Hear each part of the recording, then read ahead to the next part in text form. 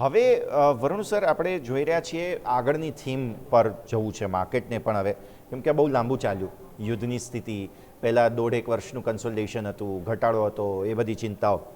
આવી સ્થિતિમાં હવે શું એવા સ્ટોક્સ પસંદ કરવા જોઈએ કે જેમાં કરેક્શન થઈ ચૂક્યું છે, જેમાં મારો મતલબ થાય છે ટ્રેન્ટ આજે સરસ પાયસ જેને કહેવાય ને એવા પ્રકારની મજબૂતી બતાવી છે. અને તમે જુઓ ને તો 4324ના હાઈ બન્યા છે સર. અહીંયાથી 4300નો એક થ્રેશોલ્ડ છે ખરો, પણ 4000ને ઉપર જેવો નીકળ્યો ત્યારબાદ સ્ટેબિલિટી બતાવી રહ્યો છે ટ્રેન્ડ, અને આજે પણ સારી તેજી જોવા મળી રહી છે. તમને લાગે છે કે આજે એક થીમ કન્ટિન્યુ થતી જોવા મળશે અહીંયા સર?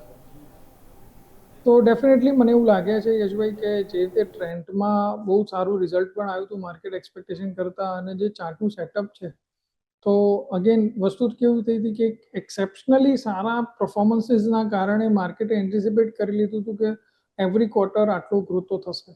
બટ જ્યારે માર્કેટ રેશનલાઇઝ થયું, જ્યારે એનો પી જે છે કોન્ટ્રાક્ટ થયો, બહુ જ સારા મોટા વેલ્યુએશન બાદ સ્ટોકમાં રિયલાઇઝેશન આવ્યું કે ભાઈ આટલા કોન્સ્ટન્ટ ગ્રોથથી સ્ટોક કંપની ડિલિવર નહીં કરી શકે. સો પી એક તો રેશનલ થઈ ગયો છે, કંપનીનું પરફોર્મન્સીસ ઇમ્પ્રૂવ થઈ રહ્યું છે, રિઝલ્ટ સારું આવી રહ્યું છે. તો આ ફેક્ટર્સના કારણે મને એવું લાગે છે ડેફિનેટલી આમાં ઇમ્પ્રુવમેન્ટ આવશે. અગેન તમે જોશો તો જે મોટાર એન્ડ બ્રિક્સવાળા જે આપણા જે કંપનીઝ છે, જેમ કે તમે ડીમાર્ટ જોશો, તમે ટ્રેન્ડ જોશો, તમે વીમાર્ટ જોશો, તો એ બધામાં સારા મોમેન્ટમ આવી રહ્યા છે. તો જે ઇન્વેસ્ટર ઇન્ટરેસ્ટ કમ્પ્લીટલી જતું રહ્યું છેલ્લા 1 વર્ષની અંદર આ થીમમાંથી કે આ સેક્ટરમાંથી એ પાછું આવ્યું છે, અને એના જ કારણે મને એવું લાગે છે કે ટ્રેન્ડમાં અહીંયાથી સારી એવી તેજી થવાના ચાન્સીસ છે.